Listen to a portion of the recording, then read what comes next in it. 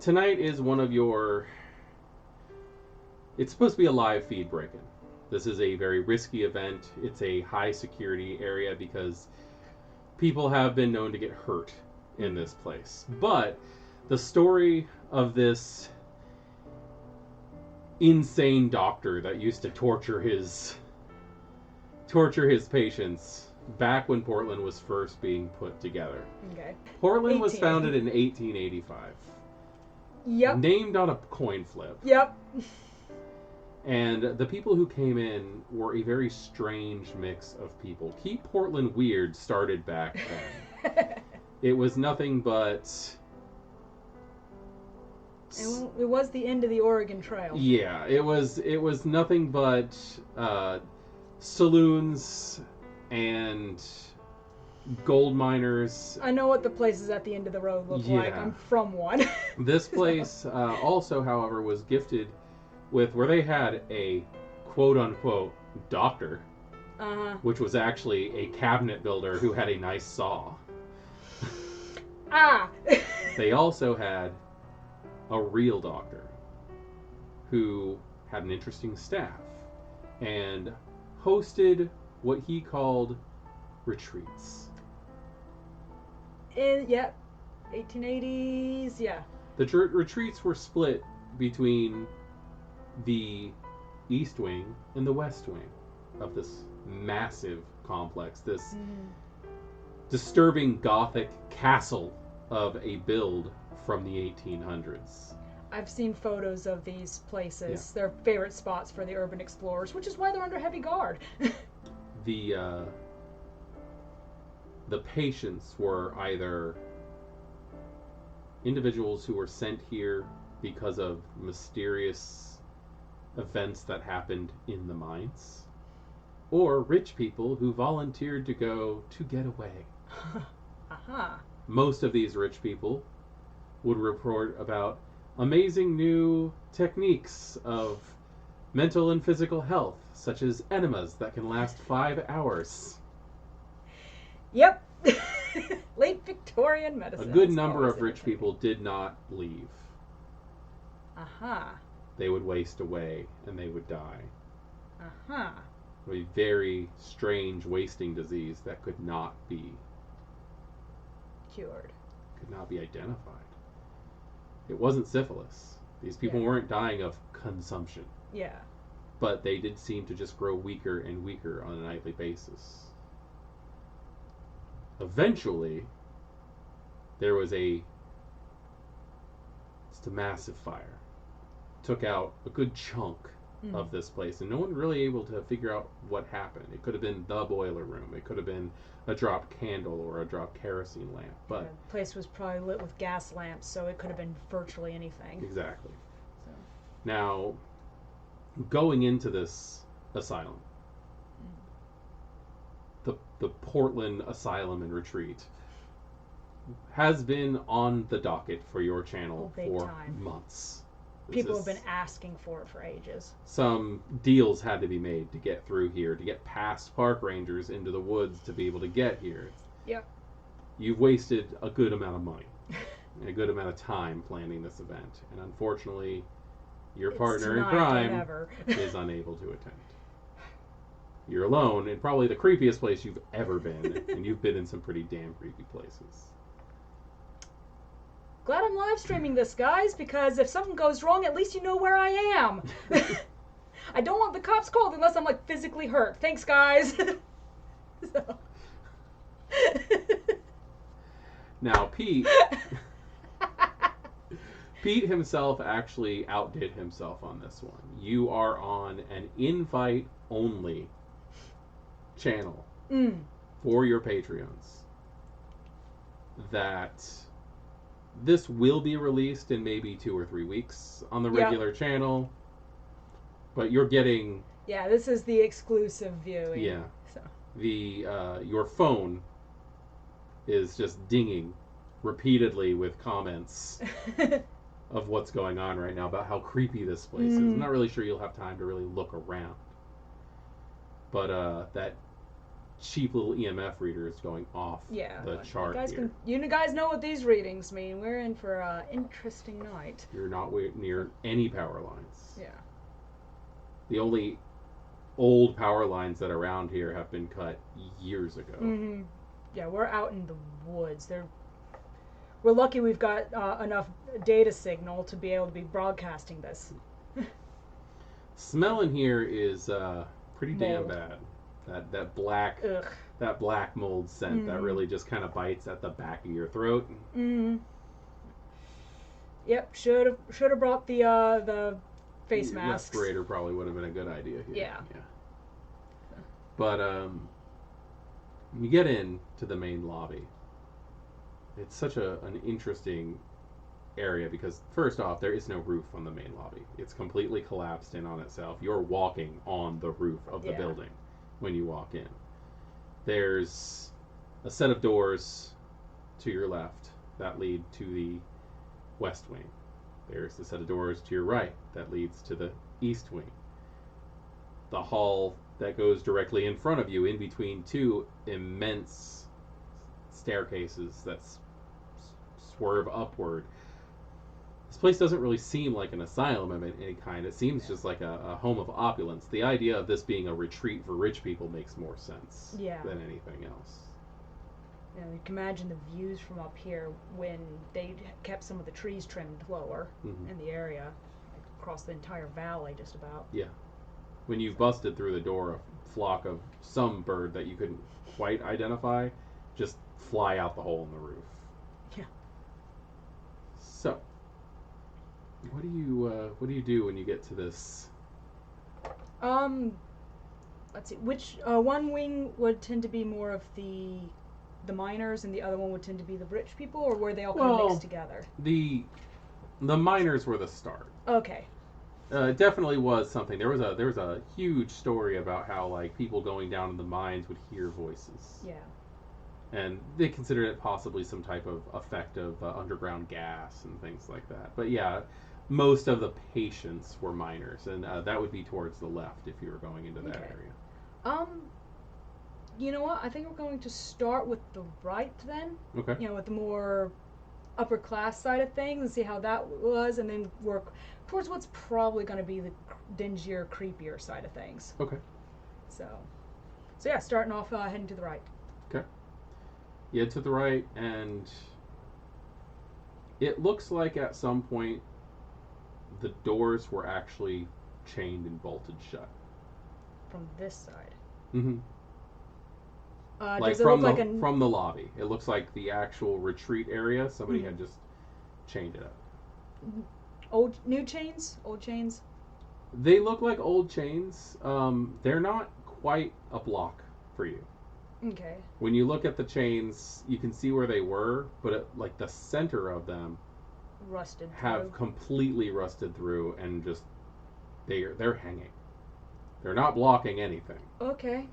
But you can see the metal.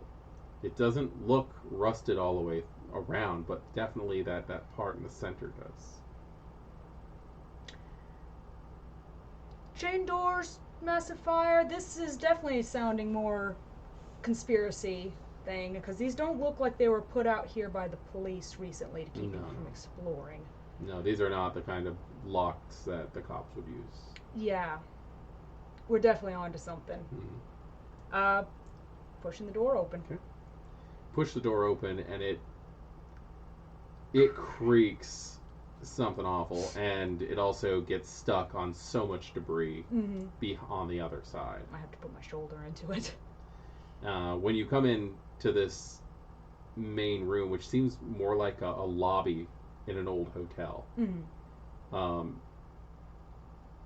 there's just dozens upon dozens of old horsehair twin-size mattresses just stacked neatly against the wall, like somebody was putting them in a place to get them out of the way. There's a front desk. There is remnants of what used to be a very old cash register. Okay.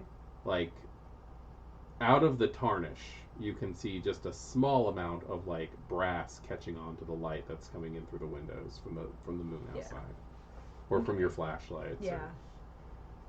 Checking the EMF reader. I'm sure it's still going crazy. Oh yeah. So. Yeah, at this point you might think that it's broken because like there is just something going on. It's going insane. Okay. Trying to think. Going to call out. Is there anyone here who wishes to communicate?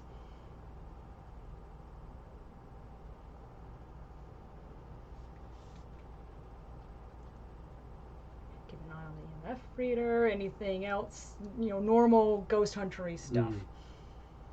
There's a the smell in here is just god awful. Yeah. And first, there's just going to be this sound. It almost sounds like somebody is crushing dried leaves. And you realize that it's the tile that you're walking on is peeling up. The remnants, the old mildew, mold covered wallpaper is starting to peel. Should have brought my respirator. And you are having a hard time breathing in this place. You're coughing a little bit. It's hard to get a word out. You're not explosively coughing or anything, but there is definitely there's something in the air. And your phone is it's probably asbestos is what it is, considering these places. But like you're watching this place just fall apart in front of you. Yeah. And your phone is going insane. It will not stop blinking. Glancing at it. The 50, 60 comments that you've gotten in the last minute are, what's going on? We can't see anything. Shoot, it's too dark. Your lights are starting to flicker as the white bulbs in the lights that you would use to capture things are starting to yellow over. Okay, I'm thinking I'm starting to retreat. Starting to head, just back up towards the door. I can't go too fast because I'm going to trip over all that debris. Very, very true. Couldn't get the door all the way open. Yeah, that's the other thing. So as you are backing up, you wanted to talk. Oh gosh. Just a whisper coming from the room. You wanted to talk. Yes. Come to investigate this place. Who are you? The notification sounds on your phone as they're going haywire of people not being able to see what the hell's going on is starting to sound distorted. Like the wires are starting to give way. You are starting to feel horrible. Yeah. This place is making you feel sick just being in it. Yeah. You're getting weaker and weaker by the second. Your headphones that you're wearing are starting to crackle.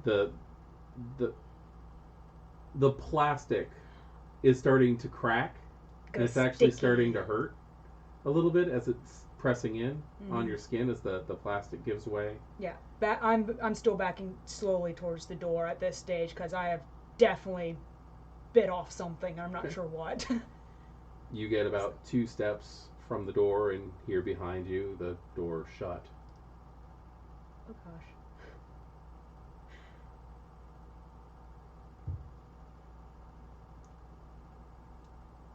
Did I get any response from my answer to the you wanted to talk? Because I said, yes, who are you?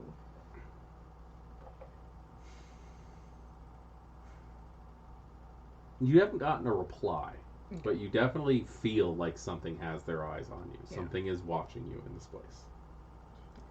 And there's just more and more decay in this room. I don't come meaning any harm. I just want to know what's going on and why this place is this place.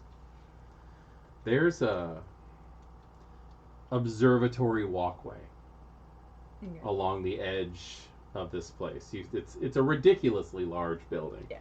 And the second floor looks down on the guests that would be signing in. Yeah, I know the look, the type. So. And you can hear, but you can't see the footsteps. You can hear the wood just barely holding the weight of this seemingly slight frame. You can hear the light footsteps. It's not like it's a monstrous thundering footsteps or anything like that. But you can hear him. You can hear the voice, or you can hear the footsteps that are coming from where the voice was, walking along the edge. You feel hunted. I'm trying to keep the camera looking for whoever this person is. Mm-hmm. The light's looking for whoever this person is. I'm just... The light on your camera that indicates the power light is not even on anymore. You look at this camera and it looks 20 years old left outside. Yeah. Okay. I'm starting to look for ways out because this is bad. This is so bad. So. Where are you going?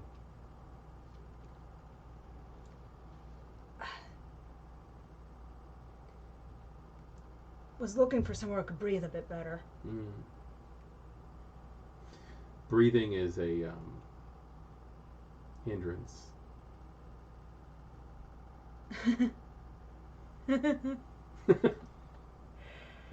At this point, your phone has just stopped sending messages. I'm still holding it and like it. The adhesive that holds the glass panel on the front of it has given way. Okay. It's just rotted in your hand. I'm just gonna stick that in my pocket. You can feel the inner fabric of the pocket has frayed. I am sorry for disturbing you. Oh, I'm not disturbed. I quite enjoy the company. As you get to that door, you grab the doorknob, which just comes off in your hand. Yeah. Great. It's tarnished.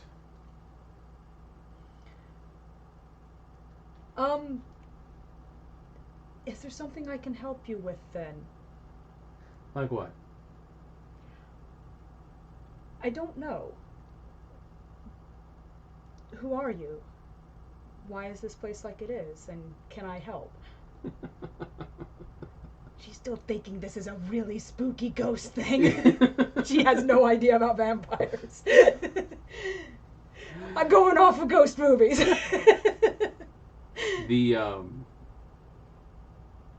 At this point in time, the thin bits of plastic that hold your light headphones. Source. No, that hold the headphones together are now starting to crack and fall. Mm-hmm. And you can see as the earphones themselves clatter to the ground that there's small portions of your hair have gone with it. Yeah, I'm checking. Chunks. I think you might be the one who needs the help. What's happening? It's gonna come into view now as this... Yeah, she is trying not to panic. Terrifyingly bony. It's just a skeleton with skin. Fingers appear on the edge of the rail. And as he touches it, the still strangely vibrantly reddish wood turns black at his touch. And he looks down at you, and you can now see his face, and it's just these hollow eyes with these bright red glowing shining down on you. Uh-huh. You don't look well, Danielle. I'm not feeling it either. How do you know my name? Your famous. You're always looking for something.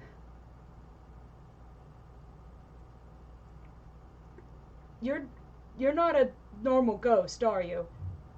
A ghost? I'm much more substantial than a simple wraith. But they are, in fact, real.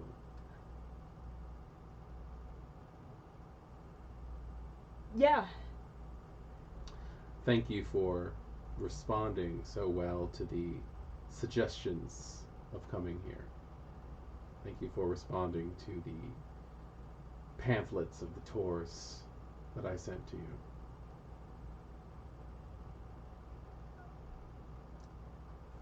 What? You brought me here? Who are you? What are you? There's a collapsed staircase to one side. Where you can see like maybe 3 or 4 stairs and then a hole and then a few more stairs. And he nonchalantly dragging his hand, blackening everything he touches, nonchalantly just wanders over towards the collapsed staircase. He's grinning. At least you think he's grinning. Hard to tell with the skull.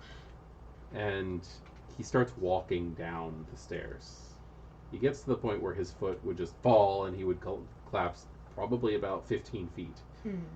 And he firmly places his foot on the nothing.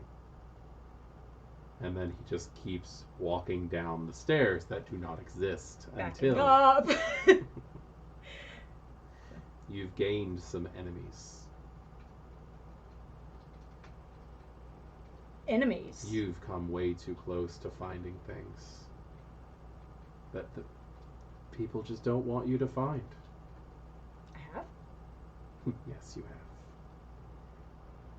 It's easy to tell she's kind of torn between I'm in big trouble and sweet, I'm onto something. So. He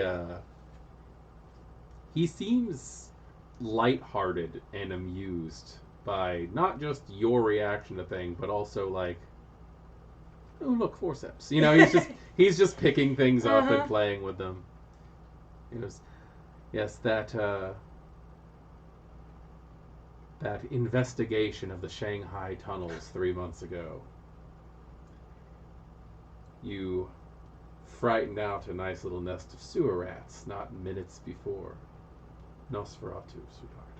Nosferatu. The silent movie? Does that actually even exist? Yeah. Okay, I was just double checking. Yeah, no, it does. Wait. You... Vampires? He smiles at you, revealing these pretty defined fangs. Oh, no. You, over the past year, have unearthed, accidentally, no more than, or no less than 3 nests. Of vampires?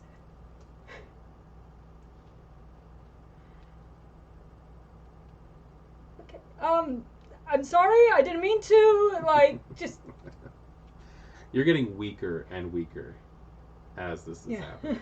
She's still trying. She doesn't have anywhere to go, but she's still trying to back up. Oh no! Like she's hit a wall. Is what I'm meaning.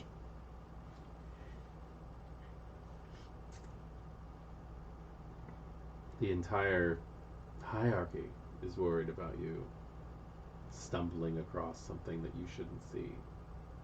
So I figured, why not just place it in front of you?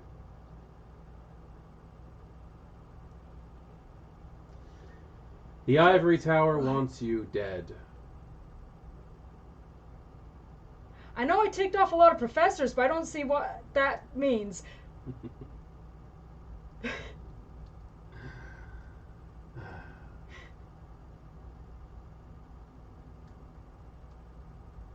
What do you plan on doing when you find something that you can report?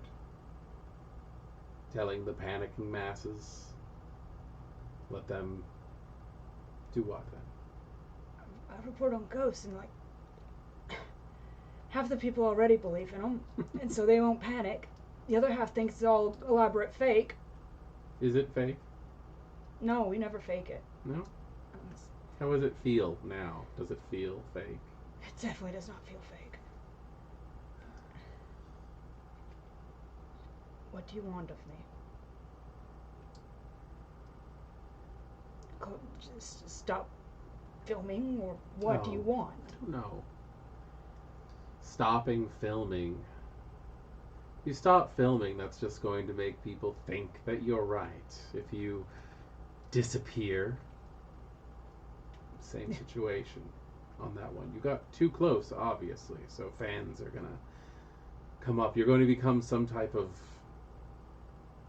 the next urban social legend. Media martyr. Urban legend of my own. You always check the disappearances because that's when you know they were onto something. If you had a failing channel, perhaps we could just kill you and let that be that. But I don't think that your death is going to benefit anyone. If anything, it's going to make things worse.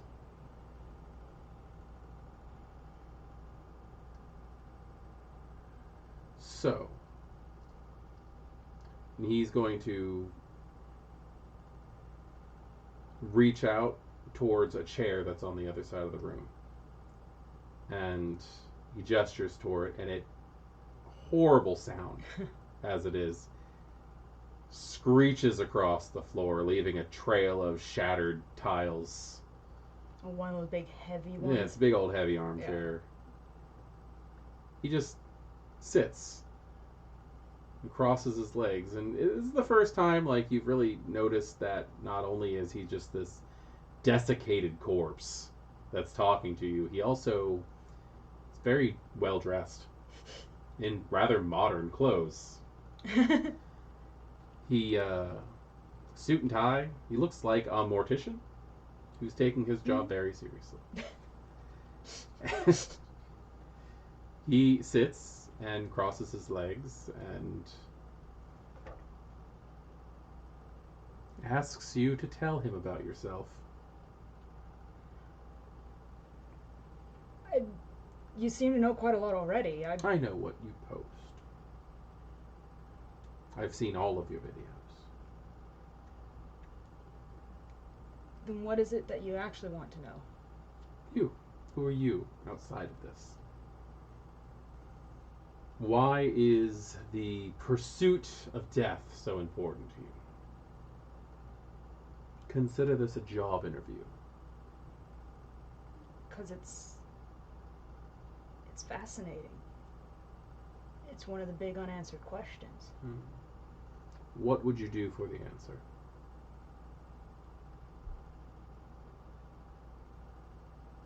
What?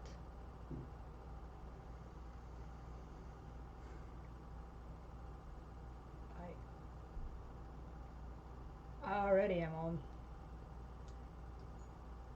a tendency. I already have several security firms who have me on site. Yes.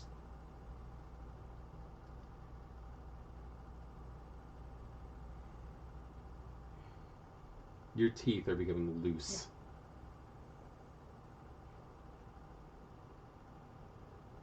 Yeah.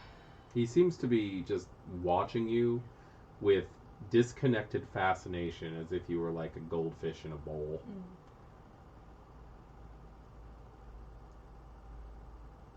I've studied, researched. That's what I've done. That's what I do. What would I do for the answer? I'd have to know at work to know. I've poked into some of the options, but hocus pocus can be. I have come up with two conclusions on this. Your disappearance, death, whatever, that would cause problems for the Ivory Tower. Not necessarily for me. I don't care about what they want or what they think. So I've come up with two conclusions. And he gestures towards this dark patch in the room. There's just almost an unnatural lack of light in this area. And he looks towards it, and slowly the light seems to come to it. Like the darkness retreats. Mm-hmm. And behind it is this sheet on the wall with this very wet, very fresh stain, red stain on it. What if I told you the answers to all of your questions were on the other side of that shroud? It's literally just up against the wall. What would you do if I told you, and you knew, I know you don't, but if you did know without a reason for doubt, that every answer that you could possibly ask for on life and death and what comes after is on the other side of that shroud? I'd ask what the catch was. Catch is bravery. The catch is whether or not you are willing to find out. So many people ask questions and don't want answers. What kind of bravery? Enough bravery to walk through a door and not know what's on the other side.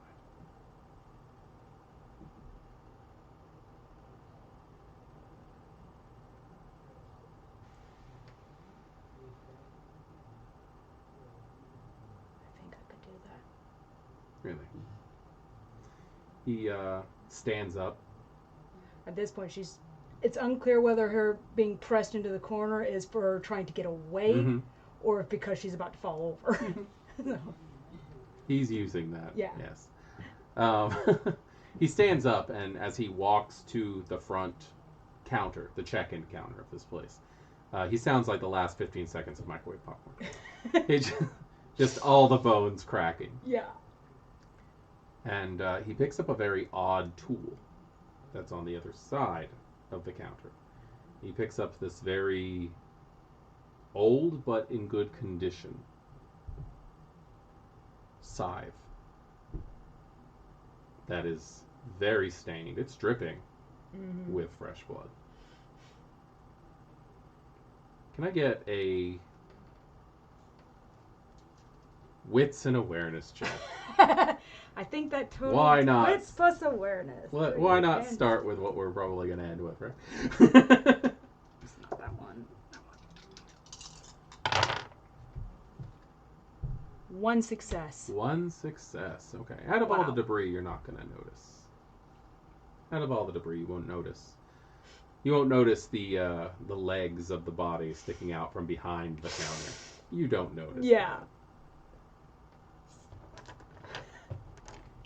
Roll like I mean to continue. But he walks up to you, and there's no way for him not to look menacing. Yeah. Holding this scythe in his hand. He has this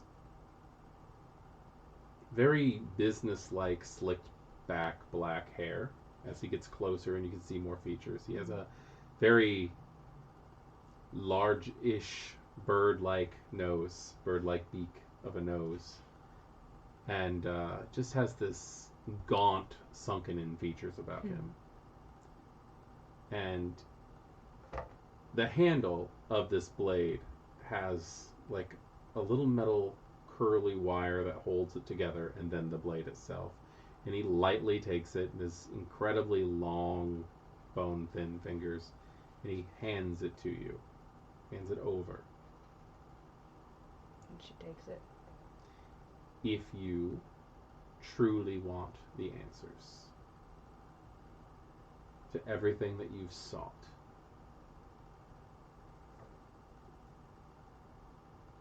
it's behind that shroud.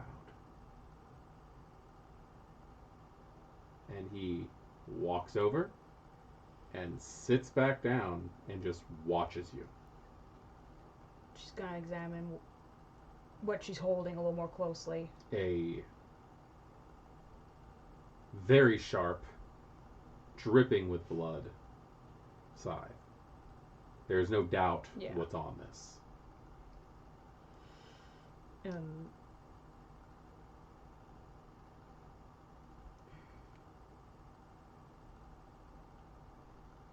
You feel yourself get weaker and weaker. Gonna approach the sheet and I'm not sure there's any other way.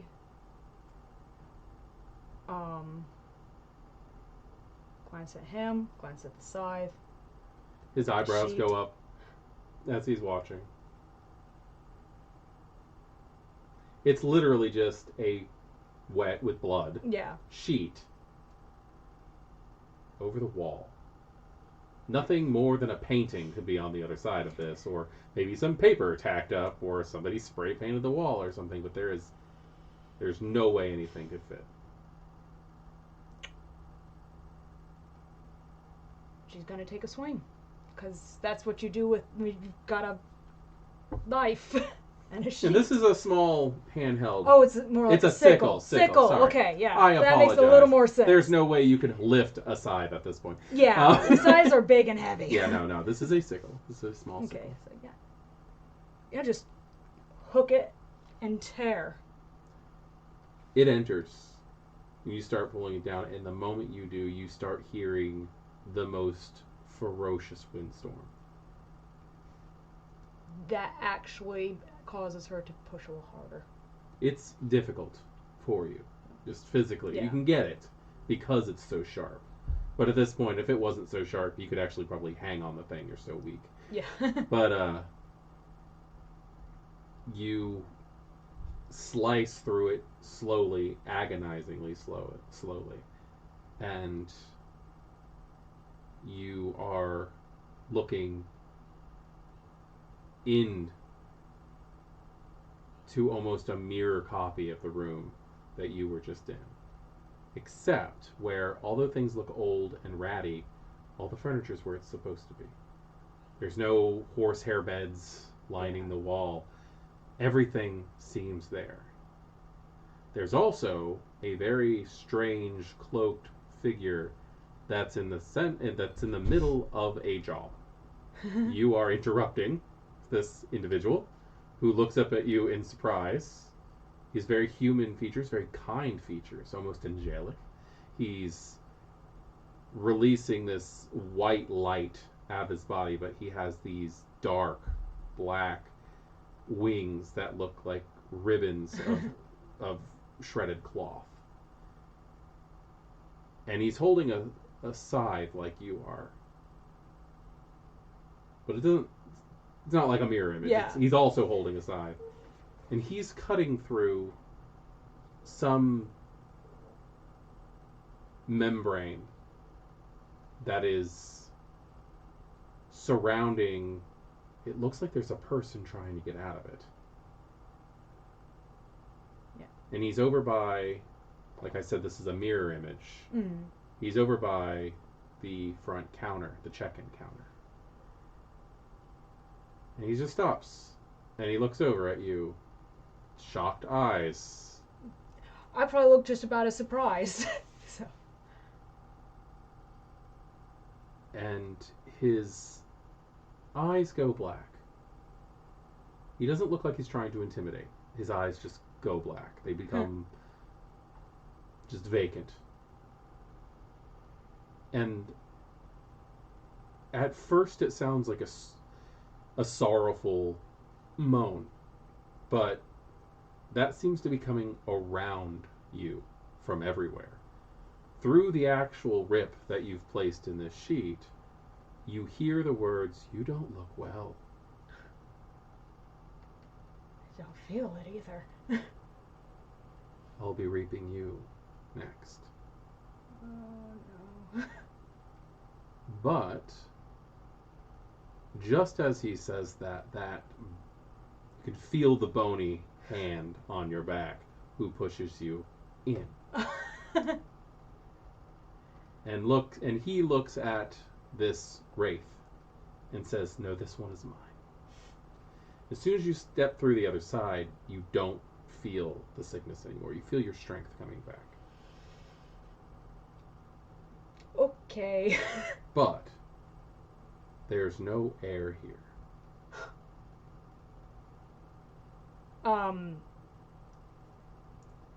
Yeah, that's turn around and try and get back through. If there's no air, I gotta get back out. Okay. He lets you do what you're doing. The answers are in here. You can get out. You can breathe again. Yeah. You're still looking into this mirror image of the room with apparently some type of ghostly reaper who's at this point he's gone back to work, and you can see he's cutting someone out of this chrysalis. Yeah. It's a cocoon, whatever you want to call it. It's his coil. I can't breathe in there though. No. You don't need to breathe if you don't want to. What? He's standing in there. You don't see him breathing.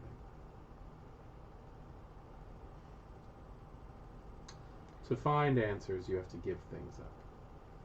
What are you willing to sacrifice for the answers? What's the price?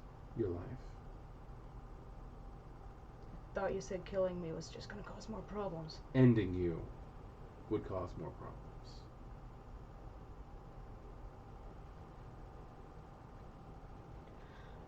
Vampire.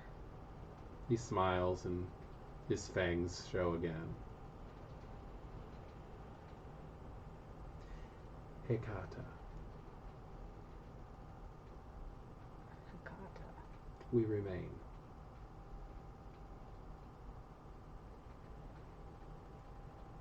What would becoming one of you mean? You will cease to live, but continue on. You will not die of any natural means. There's a intense game known as the Jihad that we all play our parts in.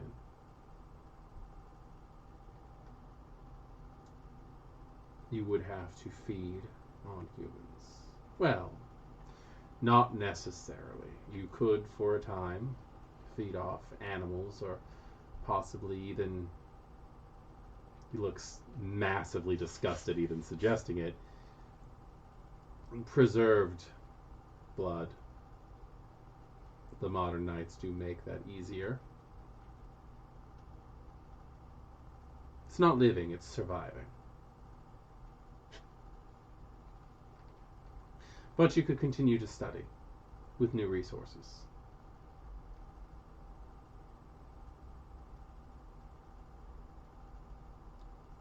Stop. You hear the questioning happening behind as the guy who's getting out of the coil is asking all of the questions. What was the meaning of it all? Things like that. And then he looks over and sees the individual you're talking to, and he screams and points and yells, "He killed me."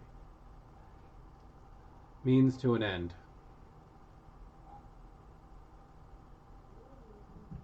You need a sacrifice to open the door. I did this for you. For me. I don't perform the ex nihilo often. It's not the safest thing.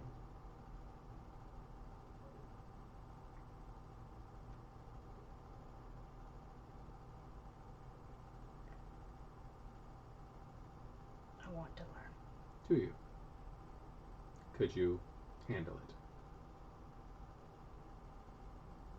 Because feeding is not an option. You have a choice. You can die, now. Or survive, which some people find worse.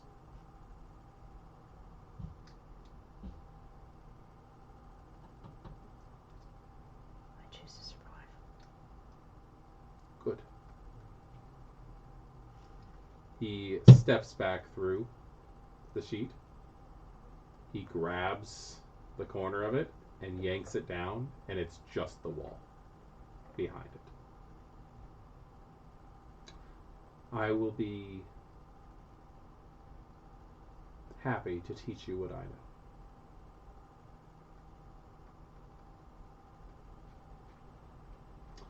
How do you want to die? Quickly? I don't wish to bring you pain. There's no point in it.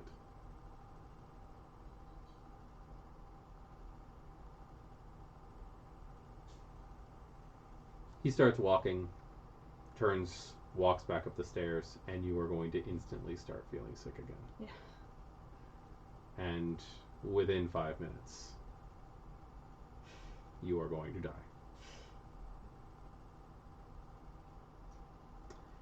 You are going to reawaken in a very interesting place. It seems like something out of a weird cult movie. There are 5 open sepulchres, stone caskets in a circle. A odd mosaic of the sun on the floor. And the sky is the first thing that really catches your attention because it seems so strange before you realize that you're under a glass ceiling with water above it. The final rays of the sun are vanishing.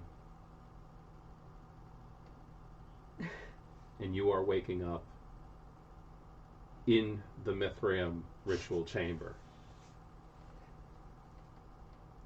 Yeah, she's... There are statues of soldiers, a man wrestling a bull.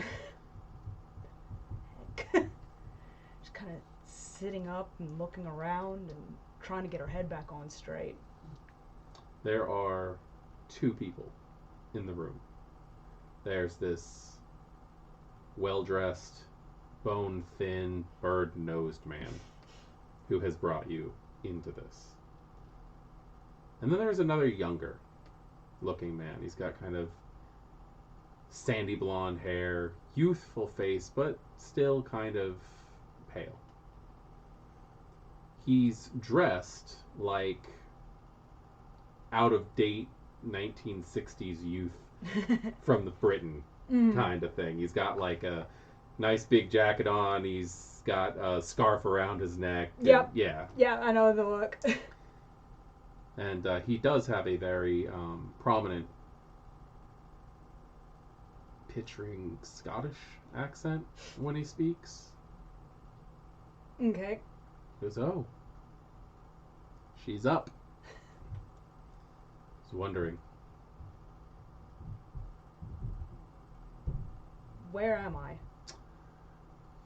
We are in, and your new sire is the one who's speaking. We are in western Portland, in the more rural areas. Okay. We can't stay here long. The tower has claimed this, but this was probably the best thing I could think of to bring you. And he looks at the other one, kind of like a questioning expression on his face, like he didn't quite get the chance to ask him everything that he was supposed to before you woke up. He looks over and he goes, and the other one says, "Ronan." And he walks over and he shakes your hand as if nothing is happening. Shakes. Yeah. Sorry, but who are you now? Ronan. Ronan. I'm a representative from Europe. Okay. This is big. You need to understand that. This is a very large situation that you've gotten yourself into. The other one's like, don't scare her. Too late. Deer in the headlights sort of look. Not scared yet, but just like going, what kind of big? World spanning. Century spanning. I am much older than I look.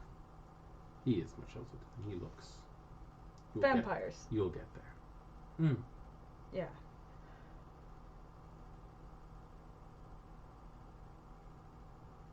What am I in to? What are you into? In for. First, I think we should start with understanding that this gentleman over here is going to teach you everything you need to know. This is his job. Until you are released, you are his responsibility. Now, that is just a educational process. This isn't a slave-servant situation. And he looks over, is it? He goes, no. No, this is not a slave-servant situation. Good. Why don't you just jump into it? And he walks over and leans against one of the statues. And your sire walks over and goes, first and foremost, stop saying the word vampire. Okay. We just don't use it. We call ourselves Kindred. More specifically, you are a member of a family known as the Hecata. We call each other clans. Okay. The Hecata.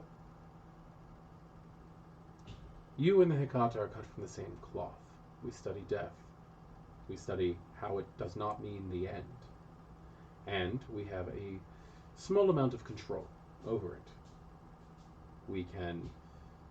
Some of us can look at humans and know exactly how they're going to die.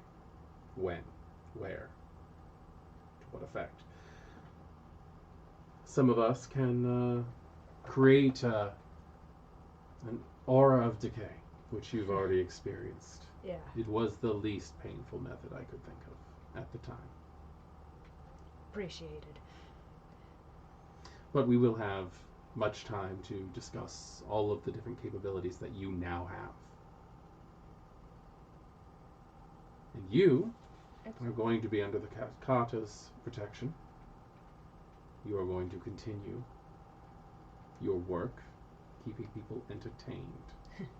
But you need to let us know where you're going. Because I was not joking.